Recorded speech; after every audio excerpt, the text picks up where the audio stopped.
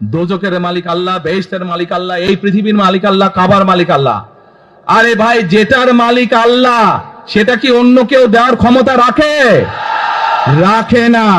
তাহলে কি দাঁড়ালো? নির্বাচনের আগেই একটি দল এই দিব ওই দিব বলছে, টিকিট দিব বলছে না?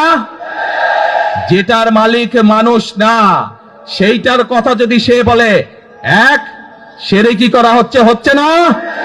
যার মালিক আল্লাহ, যার অধিকার শুধু আল্লাহর একমাত্র, সবকিছুর অধিকার উপরে আল্লাহর অধিকার।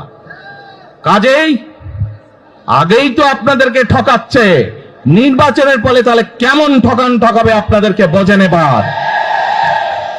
শুধু ঠকাচ্ছেই না মানুষকে, যারা মুসলমান তাদেরকে শিরকি করাচ্ছে তারা। নাউজুবিল্লাহ।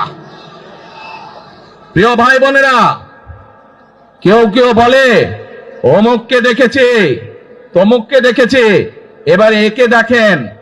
প্রিয় ভাই বোনেরা, 1971 সালের যুদ্ধ, যেই যুদ্ধে লক্ষ মানুষের প্রাণের বিনিময়ে এই দেশ স্বাধীন হয়েছে, আমাদের এই প্রিয় মাতৃভূমি, সেই মাতৃভূমিকে স্বাধীন করার সময় অনেকের ভূমিকা আমরা দেখেছি, যাদের ভূমিকার কারণে এই দেশের লক্ষ লক্ষ ভাইয়েরা শহীদ হয়েছে, এই দেশের লক্ষ লক্ষ মা বোনেরা তাদের সম্মান হানি হয়েছে।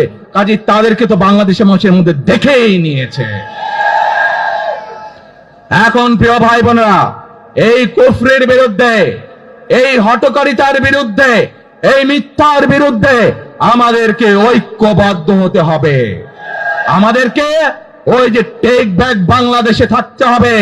আমরা দেশকে স্বৈরাচার থেকে মুক্ত করেছি, এখন মানুষের অধিকারকে প্রতিষ্ঠিত করতে হবে।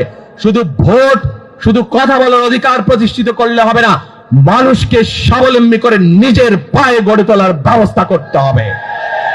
প্রত্যেকটি মানুষ, বাংলাদেশের মানুষ যাতে ঠিকভাবে ভালোভাবে খেয়ে পড়ে বেঁচে থাকতে পারে, প্রত্যেকটি মানুষ যাতে নিরাপদে রাস্তায় চলতে পারে, সেই ব্যবস্থা করতে হবে। সেটাই হচ্ছে টেক ব্যাক বাংলাদেশ। আমরা বিগত 15 বছর দেখেছি, অমুককে বলে এসেছি তমুককে ক্ষমতায় রাখার জন্য, বলেছিল না? সেজন্যই বলেছি, দিল্লি নয়। আমরা দেখেছি যারা 71 সালে ছিল তারা কাদের সাথে লাইন দিয়েছিল, তা যে